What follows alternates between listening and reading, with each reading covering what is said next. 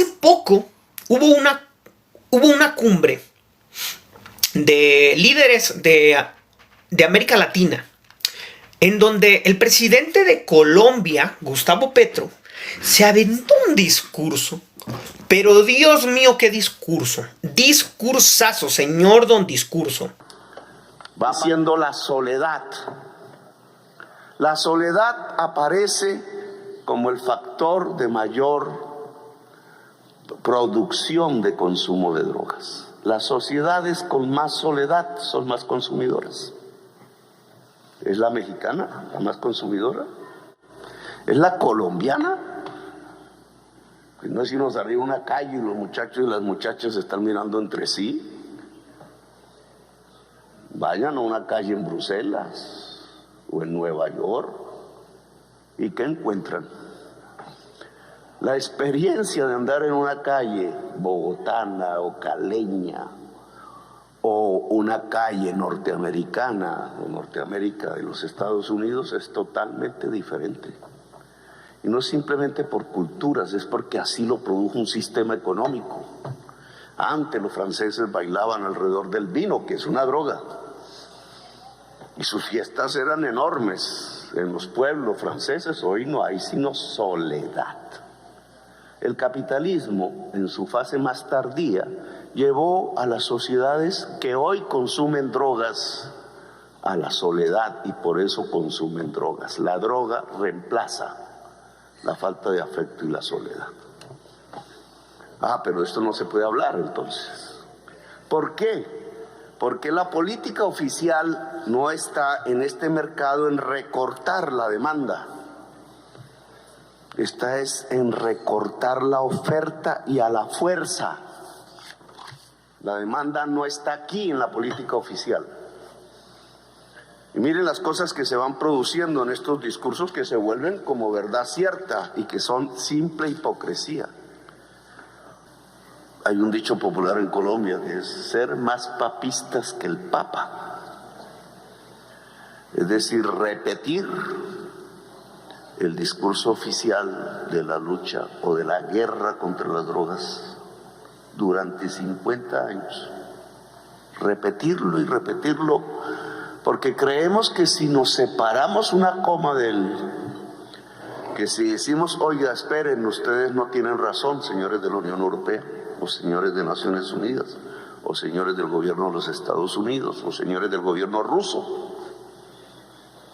no tienen razón, entonces nosotros mismos no lo decimos, nos autocensuramos, porque le tenemos temor a que nos digan que es que estamos aliados con el narcotráfico.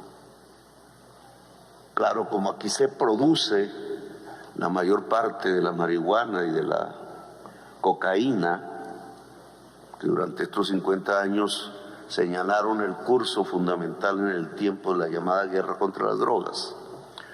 Entonces nos da miedo a decir, oiga, lo que ustedes que tienen la mayor parte de los consumidores de esas drogas en sus sociedades, nos da miedo decirles que están equivocados. Y repetimos un discurso oficial que si fuese por simplemente las palabras, pues sería de pronto hasta inocuo, pero resulta que tiene unas consecuencias dramáticas en nuestras propias sociedades. Y que nuestro silencio en estos 50 años ha sido cómplice con un genocidio en nuestros países. Porque eso es lo que ha provocado la política oficial de guerra contra las drogas en nuestra América Latina. Un genocidio. Antes pensábamos que era un problema de Colombia, nosotros encerrados, inundados de nuestra propia sangre, solos. Pero hoy no es así. Hoy precisamente la dinámica de la política llamada guerra contra las drogas, hecha en Estados Unidos hace 50 años, trasladada a la Unión Europea y por ahí a las Naciones Unidas, ha hecho víctima a todas las sociedades latinoamericanas de sus consecuencias, las mismas que había en Colombia, pero trasladadas ahora a Chile, a Argentina, a Uruguay, a Paraguay, a Brasil, a México, a Centroamérica toda, a Venezuela, a las islas del Caribe. Hay un país ya destruido hoy. No fue Colombia que resistió, es Haití. Está destruido por este tipo de política. Todo. Su Estado fallido. Su sociedad inmersa en la autodestrucción. La sociedad que le gritó a todos nuestros países hace 2 siglos la palabra libertad. Qué paradoja. Como si cerráramos el círculo. Allí donde por primera vez se habló de república, de libertad, de democracia, es donde está hoy, al final de esos 2 siglos de vida republicana de nuestra Latinoamérica, el final del ciclo, la autodestrucción. Eso no es una coincidencia, eso llama a una reflexión y a unas posiciones que tenemos que tomar sin miedo y sin temor. La política llamada guerra contra las drogas ha fracasado. No sirve.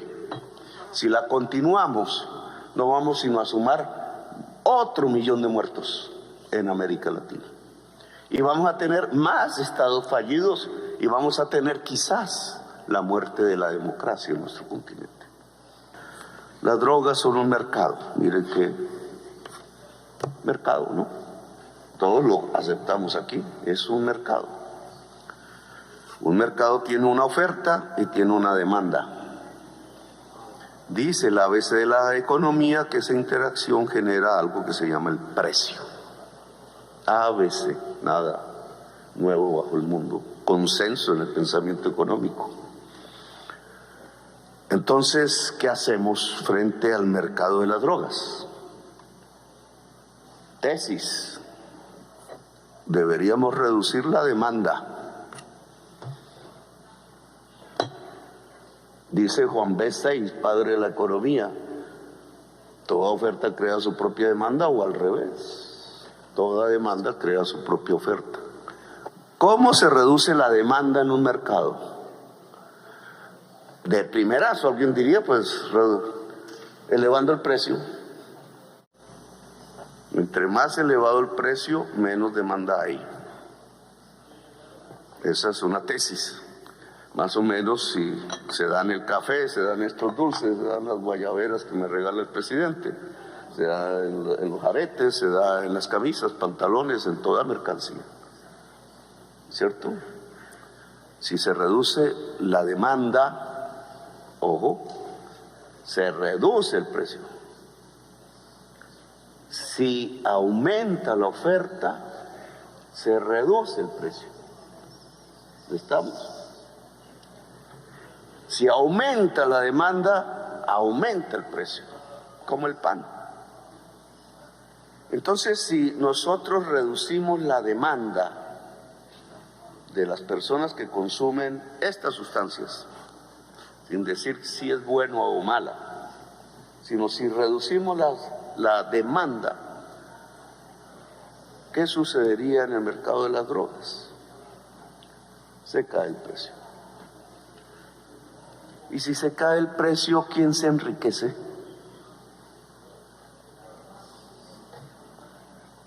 Quizás nadie, incluso todos quedarían del lado de la oferta. De tal manera que si yo elevo sustancialmente el precio, ¿se acabaría la demanda? ¿O al revés? No, la demanda por drogas depende no del precio, depende de unos factores y ahí el problema. Según la ciencia, de gentes que se vuelven adictas sin saber, incluso todavía no se sabe por qué una persona se vuelve adicta al alcohol y otra consumiendo el mismo alcohol no, o al café, que tiene cafeína, no.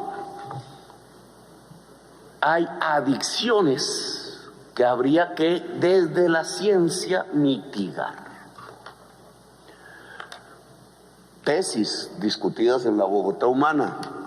Las adicciones crecen porque hay falta de afectos en la sociedad, es decir, de amor.